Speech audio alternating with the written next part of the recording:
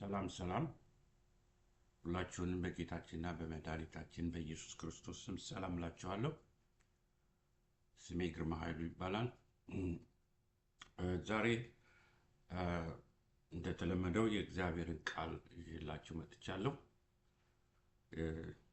ያው ጌታችን እንደሚያዘን በዓለም ዙሪያ ሁሉ ምስክሮቼ ትሆናላችሁ ብሎ ስላለ እግዚአብሔር ይህን ጸጋና ኃይል እስከሰጠን ድረስ የጌታን ማዳን የጌታን ኃይልና ሁሉ ስራውን እንናገራለን፣ እንመሰክራለን፣ በሕይወት እንኖራለን። ክብር ለጌታ ይሁን። ስለዚህ ጌታ የሚያስተምረንን እግዚአብሔር ያደረገልንን ጌታ ያደረገልንን ነገር መልካም ነገር፣ ፈውስ፣ የተለያየ አይነት ነገር መመስከርና መናገር አለብን። ይሄ ዋነኛው በሕይወት የምንኖርበት መንገድ ነው። በሕይወት ያለንበት መንገድ ነው።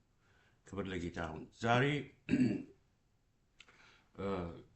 የምናካፈለው ቃል ከዮሐንስ ወንጌል ምዕራፍ 10 ይሆናል። ስለዚህ ጌታ በተናገረው መሰረት ልክ ዮሐንስ 10:10 ላይ የተጻፈ ቃል አለ። ይህ ቃል ዋናና መሰረታዊ የክርስቲያን ሕይወት ወይም የአማኝ ሕይወት የሚጠበቅበት ነው። ጌታ ኢየሱስ ክርስቶስ አስቀምጦታል፣ አስተምሮታል። ምን ይላል? በጌታ በኢየሱስ ስም አነባለሁ። ሌባው ይላል ሊሰርቅ ሊገድልና ሊያጠፋ ብቻ ይመጣል፣ እኔ ግን ሕይወት እንዲኖራችሁና እንዲትረፈረፍላችሁ መጥቻለሁ ይላል። ክብር ለጌታ ይሁን። ሌባው ለመስረቅ ብቻ የሚመጣው ሌባ በሕይወታችን ካለ ሌባ በየትኛውም ቦታ በመንግስት ቢሆን በግለሰብ ቢሆን በቤተሰብ ቢሆን በቤተ ክርስቲያን ቢሆን በሁሉም ቦታ ያለ ችግር ነው ሌብነት። በየጊዜው የመንግስታት ኮራፕሽን የምንሰማው ነው። በየጊዜው መንግስት ይህን ለመዋጋት ብዙ ገንዘብ ያወጣል፣ ብዙ ነገር ያደርጋል፣ ብዙ ማሽነሪዎችን ሲስተሞችን ይጠቀማል። ስቲል ሌብነት ኮንትሮል አልሆነም። ስለዚህ ጌታ ኢየሱስ ክርስቶስ ሌባው የሚመጣው ለመስረቅ ነው። የሚሰረቀው ነገር ደግሞ በሲስተም ነው፣ አንዳንዱ በፊት ለፊት ነው። ስለዚህ ይሄንን ነገር እንዴት ማለት ይሄንን ቃል በትክክል እንዲገባን ያስፈልጋል። ምክንያቱም ይሄ በቁም የሚገል ነው። ሰውም በቁም እንግዲህ ከጌታ ከኢየሱስ ክርስቶስ ደቀ መዛሙርት አንዱ አስቆሮቱ ይሁዳ ሌባ ነበር። በማይታወቅ ሲስተማቲክ በሆነ ነገር ነው ኔታ ነው ጌታ ቤት ቁጭ ብሎ እግዚአብሔር ጌታ ጋር ሆኖ የሚሰርቅ የሚያጠፋ ነበር። እንዳውም በመጨረሻ ጌታ ሲናገረው ከሸጠው በኋላ አሳልፎ ሊሰጠው መጥቶ ሳመው። ጌታ ስለሚያውቅ እንዴት የሰው ልጅ አሳልፈ በመሳም ትሰጣለህ? ያን ያህል ሲስተማቲክ ነው ሌባ። ተመሳስሎ የሚወድ መስሎ በትዳር ይኖራል። በትዳር በሚዋደዱ መካከል በአገር በጓደኝነት ሶን። ስለዚህ ይሄንን ልናቅ ያስፈልጋል። ስለዚህ ጠንቅቀን ልናቅ እግዚአብሔር ይሄን ነገር ለምን ጌታ ኢየሱስ ይሄን አስተማረ በተለያየ አይነት መንገድ። እንደገናም ደግሞ ይሄ መንፈስ የነበረባቸው ሰዎች ከይሁዳ ጀምሮ ከኤልዛቤል ናባል እነዚህን የመሳሰሉ ሰዎች በዚህ መንፈስ ተጠቂዎችና ጉዳት ያደረሱ ነበሩ። ማለት አጠገባቸው ያሉ ሰዎች በትዳራቸው በጓደኞቻቸው ላይ በትዳራቸው ላይ ጉዳት አደርሰዋል። ስለዚህ ይሄንን ቃል እንዴት ነው ልናውቅና ልንረዳው ልንዋጋው ልንቃወመው ልናጠፋው የምንችለው? በመረዳት ነው። ስለዚህ ጌታ ከህይወታችን፣ ከቤታችን፣ ከኑራችን፣ ከትዳራችን ይጀምራል። ስለዚህ አንድ ባልና ሚስት ወይም ደግሞ አንድ ቤተሰብ ውስጥ ሌብነት ካለ አደገኛ ነገር ነው። በጣም አደገኛ ነገር ነው።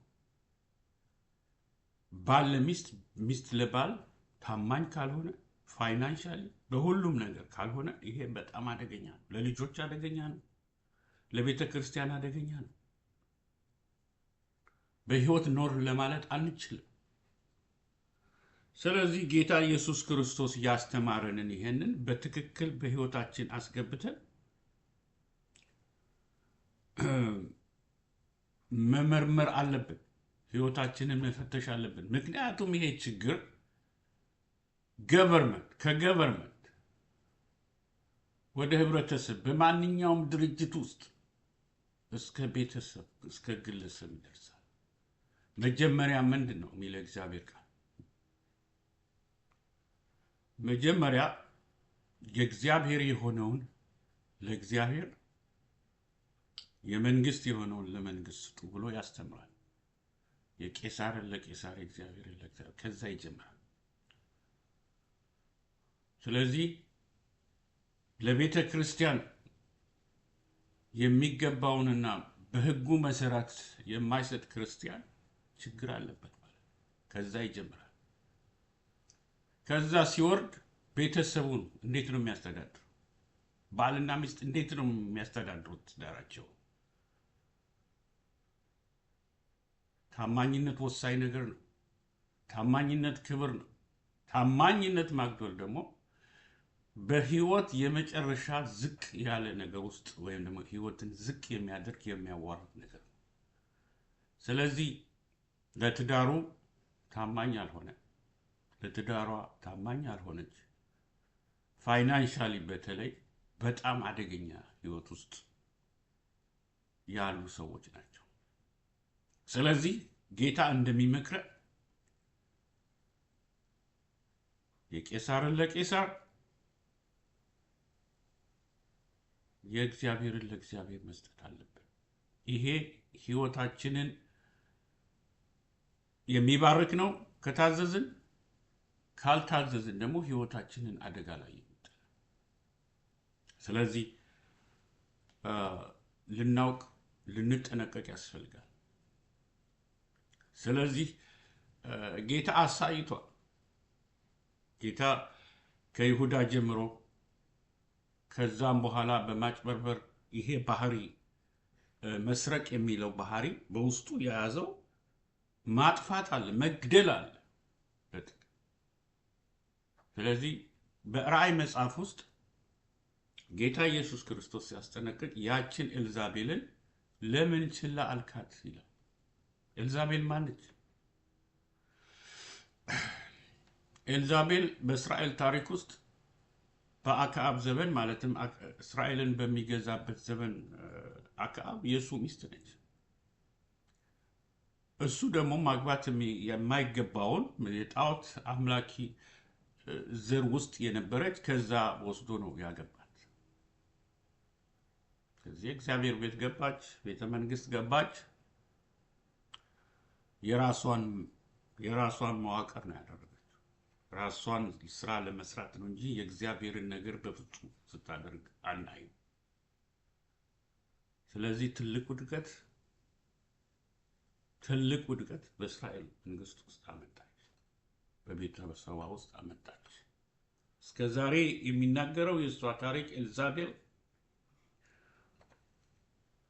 በዚህ ሲስተም ውስጥ እስከ ዛሬ ድረስ በዚህ መንፈስ ውስጥ የሚሰሩ ሰዎች አሉ።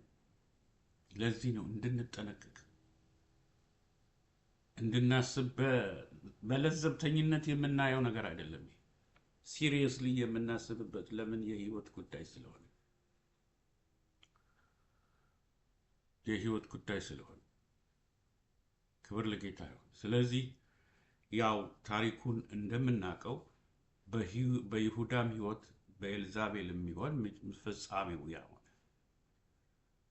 ስለዚህ በጥንቃቄና በማስተዋል በመጸለይ ሕይወታችንን ልንመረምር ያስፈልጋል። ክርስትና ዝም ብለን ሃሌሉያ የምንለው ብቻ አይደለም። ጌታ ምን አለ? ጌታዬ ጌታዬ የሚሉ ወደ መንግስት አይገቡ። ለምን? ጽድቃችሁ ከፈሪሳውያንና ከሰዱቃውያን ካልበለጠ ፈጽሞ አትገቡም አለ። እንደነዚህ ጥቃቅን አይደለም፣ ሲሪየስ ጉዳዮችን ሕይወታችንን ካልመረመርን፣ ታማኝነታችንን ካልመረመርን፣ በትዳራችን ውስጥ ያለውን ማንኛውንም ነገር በትጋት በማስተዋል ካላደረግን አንድ ቀን ቸልተኝነት ካሳየን በጊዜው ካላረምን ያው በይሁዳ ህይወት የሆነው ይሄ ነው። እንደውም ሬዚስት አድርጓል። ለምን? መንፈሱ በጣም ክፉ ስለሆነ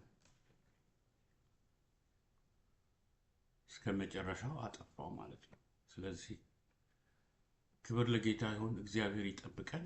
እንግዲህ እግዚአብሔር ደግሞ የሚጠብቀን በመታዘዝና በመሰጠት ህይወት፣ በመታዘዝ የእግዚአብሔር የሆነውን ነገር በማድረግ ጽድቅን በመፈለግ። ስለዚህ የእግዚአብሔር የሆነውን ፍቃድ ለይተን በማወቅ ይሄ ከሰው ጋር የምንደራደረው ከሰው ጋር ወይም ደግሞ ከቤተ ክርስቲያን ጋር የምንደራደረው አይደለም። በህይወታችን ዋናው ነገር ታማኝነታችን፣ ለጌታ ታማኝ ነው። ለቤተ ክርስቲያን ለጌታችን ሰው ለትዳሩ ታማኝ የሚሆነው ለጌታ ታማኝ ሆነ ማለት ነው። አትስረቅ ካለ አትስረቅ ነው። አታታል ካለ አታታልን፣ አታጭበርብር። ስንቱ ትዳሩን ይዋሻል፣ ስንቱ በትዳሩ ያሳብባል። እንደዛ አይሆንም፣ በማሳበብ አይሆንም። የእግዚአብሔር የሆነውን የእግዚአብሔርን ፍቃድ በማድረግ ብቻ ነው። ፍቃዱን መርምረን በማወቅና በመከተል ብቻ ነው ልንድን የምንችለው። ዋጋ ሊያስከፍል ይችላል። አዎ have to pay that። ለምን? ከህይወት የሚበልጥ የለም። ስለዚህ ነው ጌታ እኔ ግን ህይወት እንዲኖራችሁና እንዲትረፈርፍላችሁ መጥቻለሁ። ጌታ የመጣው የተትረፈረፈ ነገር በህይወታችን እንዲኖር፣ የእግዚአብሔርን ፍቃድ ካደረግን የተትረፈረፈ ህይወት በህይወታችን ይመጣል። የተትረፈረፈ ጸጋ፣ ቃሉ እንደሚል የተጠቀጠቀ በደንብ የተሰፈረ ይሰፈርላችኋል። ለምን? ስንታዘዘው። ለምን? ጌታ ይሄን አለ። ይሄ እንዲሆንልን፣ መልካም እንዲሆንልን። ለምሳሌ የሰራዊት ጌታ እግዚአብሔር እንዲህ ይላል።